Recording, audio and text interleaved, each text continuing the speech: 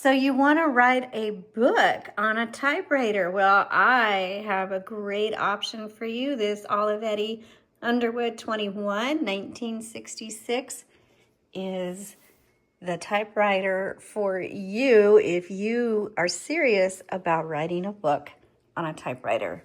All right, let's take a look at the Olivetti-Underwood 21 and I'll also show you how to use it.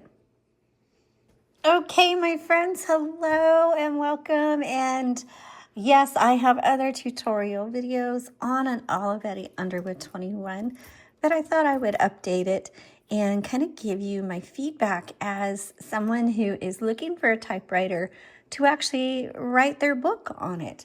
And I chose the Olivetti-Underwood 21 because there's a lot of great typewriters out there. But this, in my opinion, is like a really ideal book writing machine. And there's other ones too, but we're going to focus on this one today. And before I kind of jump into that, let me give you a kind of a peek at what the typeface on this particular one looks like. This is a cubic typeface, a 10 CPI.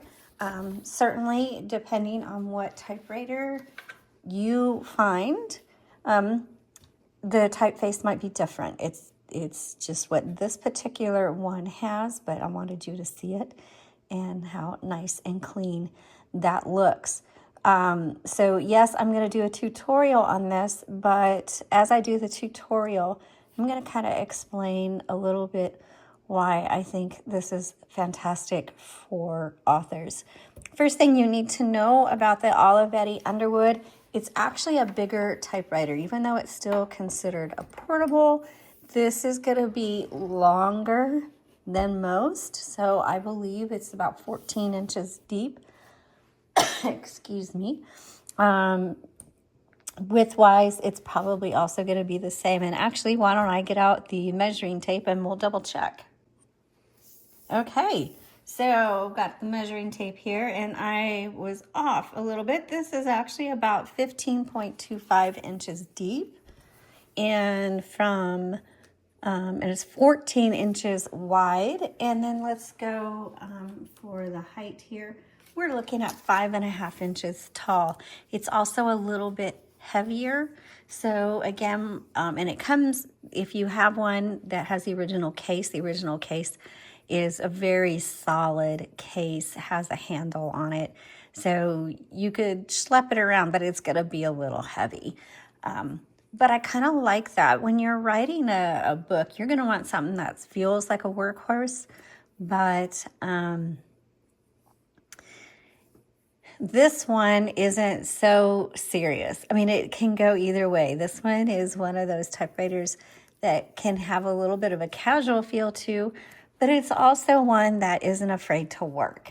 So I'm going to get a piece of paper. This one's kind of already used, but I'll just switch it over. I've got our backing papers, which I highly recommend. And if you can tell, you can see the guidelines I have on our backing papers there.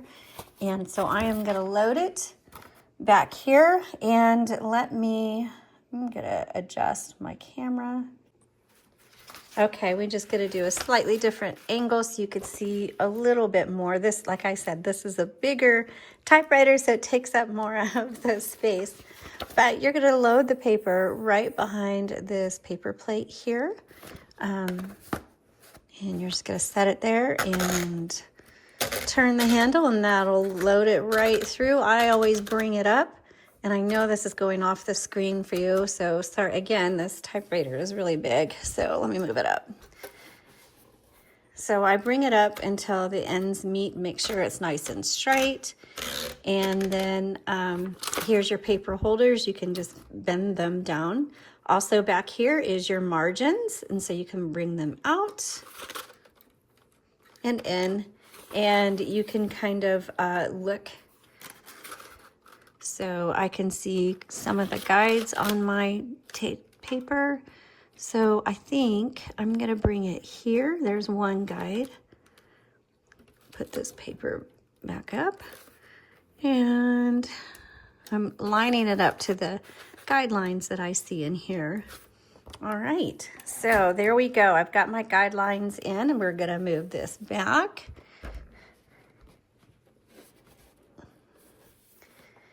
And to move your carriage, it's this silver lever right here. And the carriage always pulls to the left. If it doesn't, that means your drawband is broken and you need to take it to a typewriter repair person.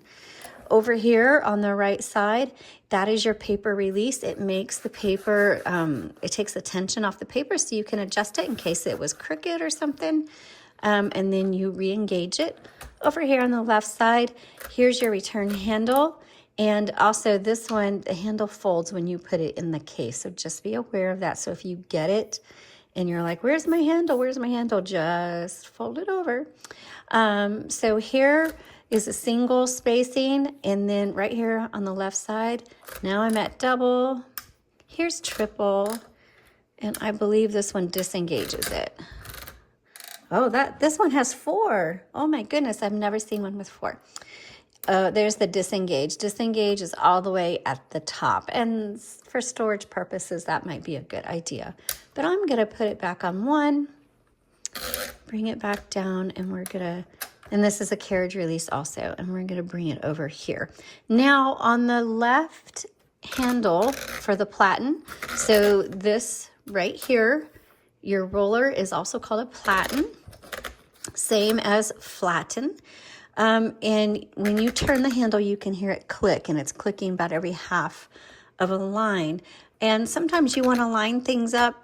I don't know if you can see the lines going across here, and it's not lining up just right. So there's a button, and it's only on the left side. And if you press that, it disengages that platen so you can kind of adjust and put it exactly where you want and then release. And so that is what that is for. Okay, I am going to move this carriage all the way to the left, and I am going to pop this cover off. And it might take a little bit of oomph, and that's okay.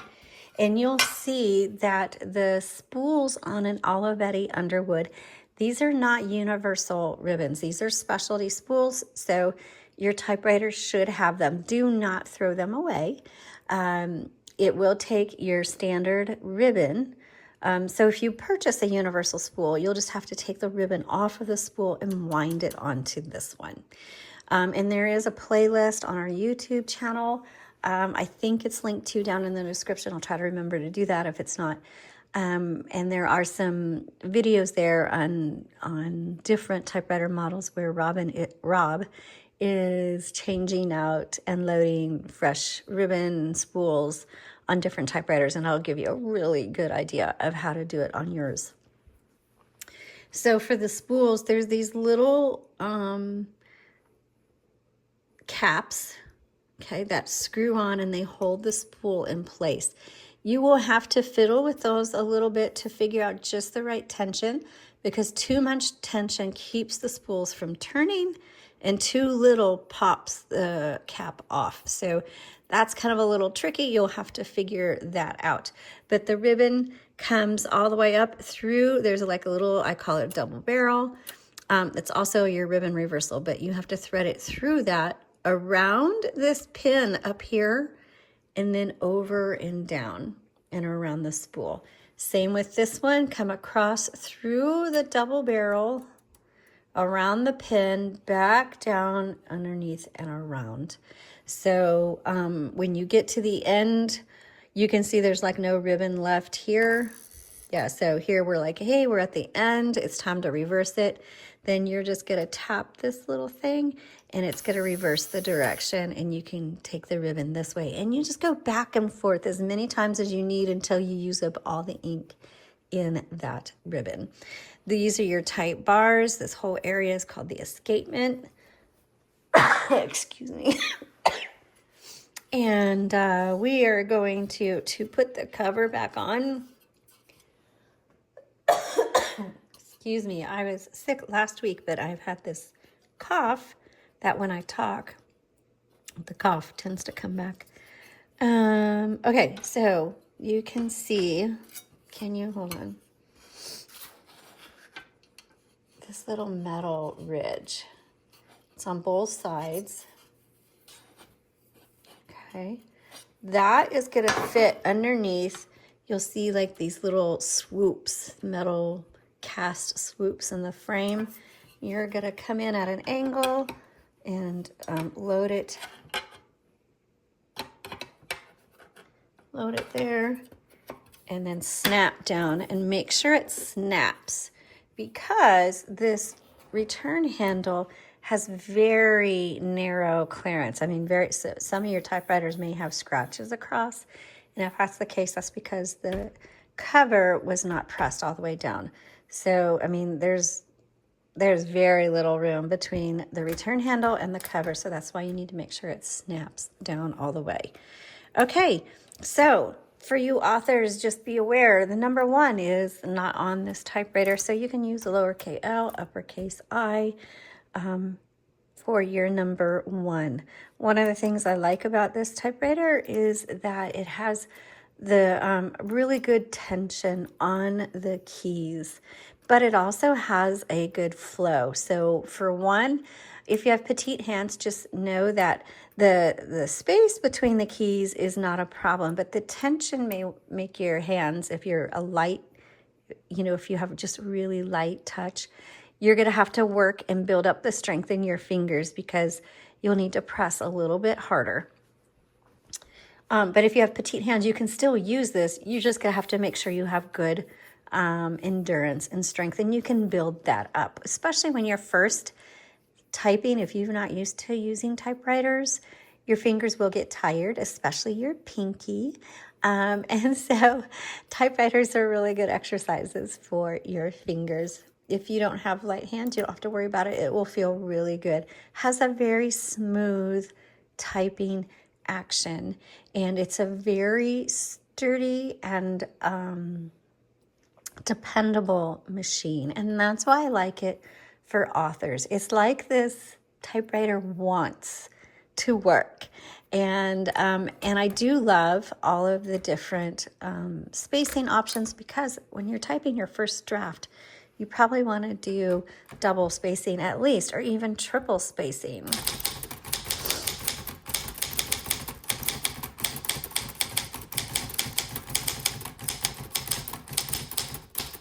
And that's because if you make a mistake, you want to make sure that you have space to write in your edits. The cubic font on this one, very easy to read. I enjoy it very much. This has a good flow. When you type it, you don't, and okay, the carriage also has a really good flow. So when you are typing, especially writing a book, you don't want your thoughts interrupted. And that's why I look for typewriters that have very good flow, because the less you have to think about down here, the more you can pour into your words on the paper. And so when you touch the keys on an Olivetti-Underwood 21, it invites you.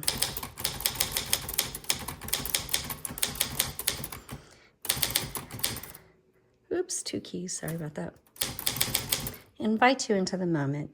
It invites you to engage with it, and that's what you want to see with it. And the bell on this is faint. It's not distracting. The return handle is so smooth, and the carriage is so smooth.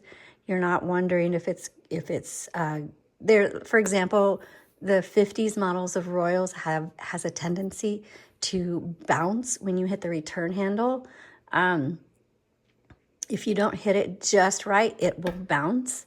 So I don't use Royals for writing books or something like that. But this one, it's so smooth. It goes exactly where it needs to go, and it stays there. And I don't have to think about it when I hit that return handle when I'm typing. I'm not worried about if this is sticky or stiff or anything like that. Yes, there's some good tension on it, but that tension feels good as I'm writing. So if I were writing a book right now, I would pick, and if this was here, I would pick this to work on, because it just has the right feel and the right support is probably the best word. It has great support to writers who are doing extensive work. I hope that makes sense. Okay, as far as finishing the tutorial, let's go down here. Down here is your color selector. So on the top, it has a blue, but that's really your black. Very bottom is red. In the middle, you'll see a white dot. That is a stencil setting. When you hit that, your keys will move, but it will not engage with the ribbon, so it's not going to imprint anything. So make sure, two things to check: if your typewriter starts feeling different when you're typing, or it's not, your faint is getting font. Your font is getting faint. That's funny. Check two things. Make sure you didn't bump this. That's very common. Make sure it's firmly on the color selector that you want. And then the other is reverse the direction of your ribbon. 9 times out of 10, one of those two things will fix whatever issues you are having up here. Okay, over here, so this is a tab. So to set your tab, you have, I believe this is the set for the tab. Yeah, so this is a button. Let me see. I'll lift it up so you can see it a little bit better. Right here, it's a lever. When you press up, that's set. When you press down, that's clear. Now, a lot of times when you get a typewriter, a vintage typewriter, somebody has set the tabs like every single space, and that's because they either were messing around or they could not figure out how to set and clear tabs. So to clear all of those tabs, while you have pressed down your carriage release, but hold your carriage, press this lever down to the clear setting and hold it. I go twice. You don't need to, but I do. It's just habit. And then release. And then it's all clear. Okay, and now you can go back, set your tab. There you go. Also, you have a margin release. So let's bring in my margin a little bit further here. Okay, so it's stopped on me, but here's my margin release.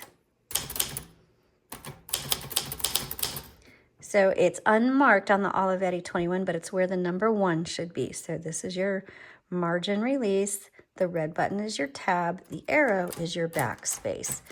And when I started using typewriters, I'm like, why is the arrow pointing that way when I want a backspace? Well, that's because it's showing you the direction that the carriage is going to move.